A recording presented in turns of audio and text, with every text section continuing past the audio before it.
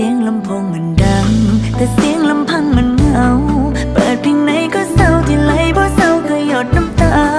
ขอแค่เพียงสิ่งเดียวถ้าแม้นมีวาสนา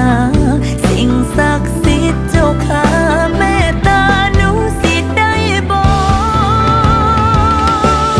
กขอให้เจอกับคน